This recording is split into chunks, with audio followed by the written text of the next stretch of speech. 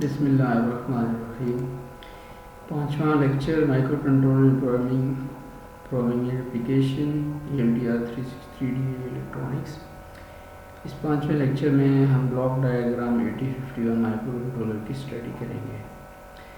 सबसे पहले block diagram जो है उसमें CPU है, इनपुट इंटरप्ट कंट्रोलर है, 4 किलो बाइट की रोम है, रैम है 128 बाइट्स की, टाइमर्स हैं, टाइमर 0, टाइमर 1, ऑसिलेटर्स और बस कंट्रोलर है। इसके अलावा 4 IO पोर्ट्स हैं और सीरियल पोर्ट है। तो ये जो हैं वो ब्लॉक्स हैं।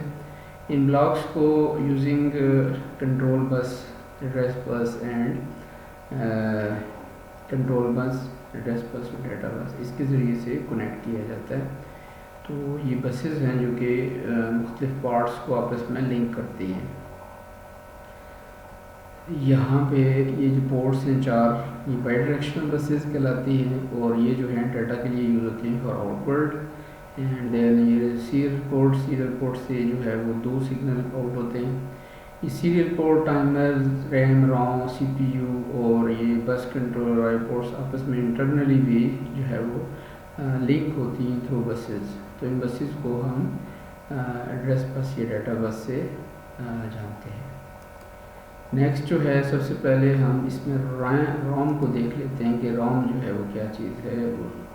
रोम का तो हमें आइडिया है कि ये डाटा को स्टोर करती है, लेकिन यहाँ ये चीज़ क्लियर कर लें कि हमने ये नहीं बताना कि रोम जो है वो क्या होती है। रोम का तो फंक्शन पता है, हमें ये बताना है कि माइक्रो कंट्रोलर में रोम जो है किस मकसद के लिए यूज़ होती है। तो ये जो है माइक्रो कंट्रोलर में it stores program that micro controller actually runs.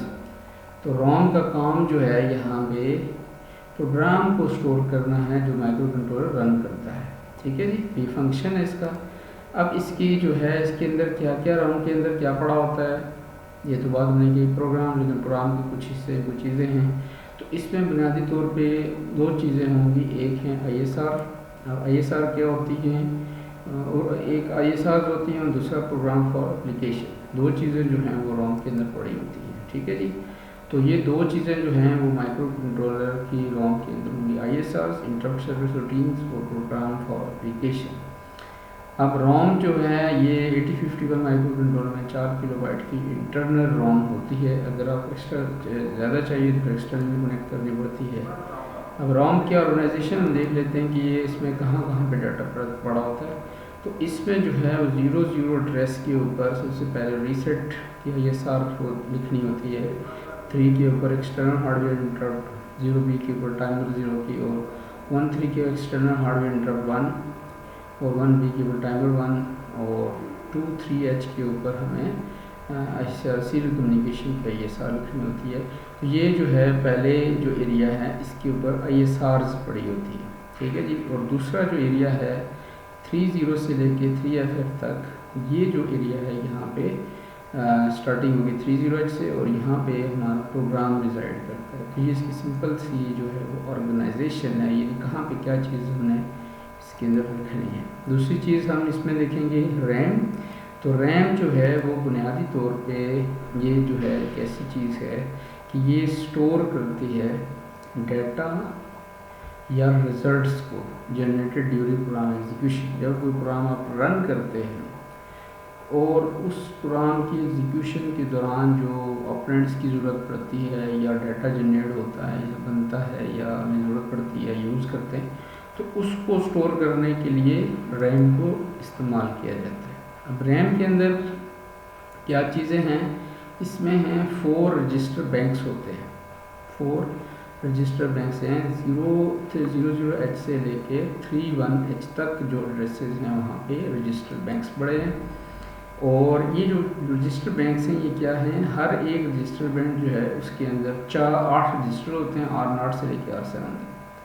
तो ये 4 बैंक ऑफ रजिस्टर हैं। इस लिहाज से आपके पास टोटल जो साइज़ बन जाएगा वो 32 बाइट्स, यानी R0 के अंदर 8 बाइट्स, 1 बाइट का डाटा स्टोर होगा।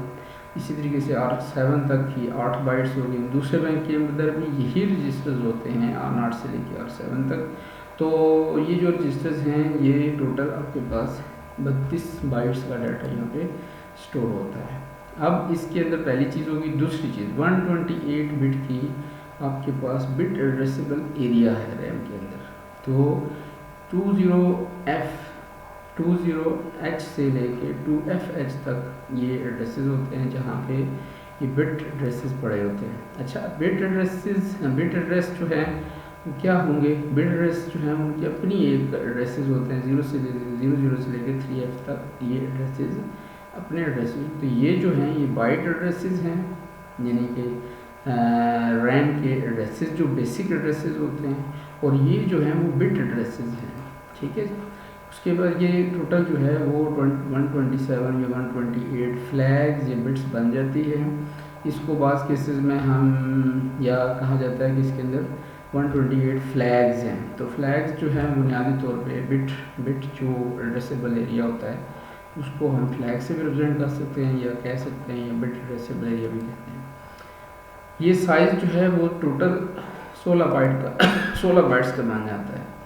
तीसरा जो एरिया इसके अंदर है रैम के अंदर वो है जनरल पर्पस एरिया, यानी जहाँ पे आपने बाइट डाटा स्टोर करना है 30H से लेके 7FH तक।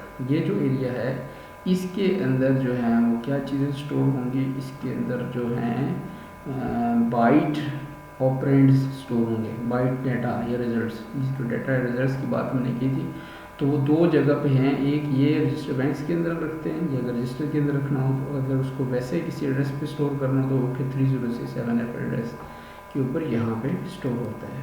ठीक है जी। तो ये use to store byte results एक बात। अच्छा, अब जो है ये 8051 माइक्रो कंट्रोलर, इसके अंदर 128 बाइट्स की रैम जो है वो रैम होती है, सॉरी। ठीक है जी। अब इस रैम के अंदर जो है वो नेक्स्ट हैं इसके अंदर special function registers. Special function registers जो हैं वो क्या हैं? ये फिक्स फंक्शन रजिस्टर्स होते हैं use to control micro controller. ये जो हैं ये इस्तेमाल होते हैं माइक्रो कंट्रोलर के फंक्शंस को कंट्रोल करने के लिए। ठीक है जी। तो इसके अलावा read write data specific port, यानी कुछ कंट्रोल रजिस्टर्स हो गए जिससे माइक्रो कंट्रोलर होता है। इसके अलावा जो पोर्ट्स हैं उनका डाटा भी रीड करने के रजिस्टर्स यहाँ पे ही पड़े होते हैं।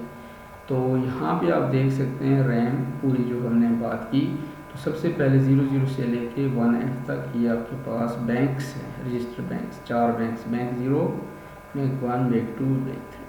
उसके बाद 20 से लेके 2F तक ये आपके पास है बिट एड्रेसेबल एरिया।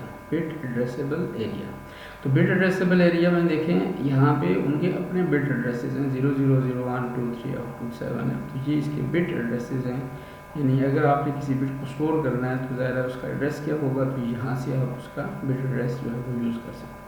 30 से लेके 3F तक जनरल पर्पस रैम है, तो ये आपके पास एक चीज़ हो गई। और दूसरा जो है वो हमने कहा था कि स्पेशल फंक्शन रजिस्टर्स हैं 80 से लेके FFH तक। तो इसके अंदर जो है ये रजिस्टर्स हैं जो माइक्रो कंट्रोल के फंक्शन को कंट्रोल करते हैं। इसके अलावा हमने कहा था पोर्ट्स हैं, तो मिसाल यहाँ पे देखें ये पोर्ट 0 यहाँ पे इसका डाटा स्टोर होगा, पोर्ट 1 का यहाँ पे यूज़ होता है, पोर्ट 3 का यहाँ पे, और पोर्ट 2 का यहाँ। तो 4 पोर्ट्स हैं, उनका डाटा भी यूज़ हो रहा है। सीरियल बफर जो है ये सीरियल कम्युनिकेशन का डाटा यहाँ पे स्टोर होता है। इसके अलावा एक्यूमुलेटर और बी रजिस्टर भी हैं। तो ये जो 4-5 हैं ये रजिस्टर्स हैं जो कि डाटा को स्टोर करते हैं।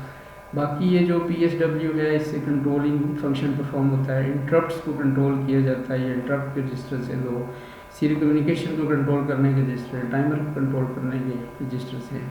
और ये जो सारे हैं ये रजिस्टर्स होते हैं मुख्तलिफ जो कि डाटा को स्टोर करते हैं, ये कंट्रोलिंग के लिए यूज़ होते हैं। लेकिन ये फिक्स हैं, एक ख़ास जगह पे ही रजिस्टर बने होते हैं, उनका ख़ास नाम नहीं होता है। ठीक है। ये जो जनरल पर्पस एरिया के अंदर जो रजिस्टर्स होंगे उनका नाम नहीं होगा, तो उसको हम एड्रेस से स्पेसिफाई करेंगे। लेकिन यहाँ पे जो होंगे इनके देखें फिक्स नाम है, इनके ज़रिए से इनको एक्सेस किया जाता है, या इस नाम से जब एक्सेस करेंगे तो इसी एड्रेस से वो डाटा एक्सेस करेंगे। ठीक है जी। तो ये जो है हमारे पास इसका रैम का फंक्शन है। इसके जो मज़ीद ब्लॉक्स हैं वो हम इंशाल्लाह नेक्स्ट लेक्चर में कवर करेंगे, क्योंकि अगर ज़्यादा हमने सारे ब्लॉक स्टडी किए तो ये ओवर बर्डन हो जाएगा आपके ऊपर, इसलिए बाकी जो ब्लॉग्स हैं हम नेक्स्ट पीरियड में सेलेक्ट करेंगे। अस्सलाम वालेकुम वरहमतुल्लाहि वबरकातुहू।